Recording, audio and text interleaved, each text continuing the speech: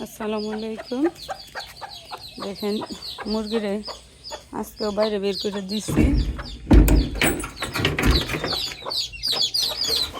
আর এখানে দেখলাম, দেখেন বাচ্চাগুলা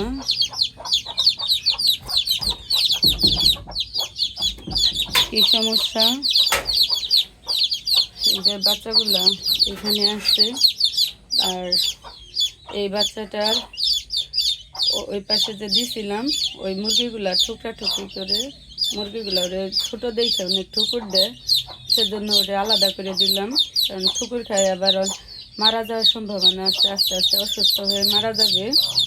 আর এই বাচ্চাটার আপনার ওর পায়ে কীভাবে যেন ব্যথা পাইছে, পা নিয়ে হাঁটতে পারতেছে না। ওর জন্য এই দুইটারে এদের সঙ্গে রাখলাম, আলাদা করে দিলাম। দেখি আস্তে আস্তে সুস্থ হয় কিনা, আল্লাহ ভরসা। যে হাঁটতে পারতেছে না, আর পায়ে সমস্যা হয়েছে। আর দেখি এদের সঙ্গে সেজন্য এদের রাখলাম, দুইজনেরই সমস্যা দেখে আলাদা করে রাখলাম।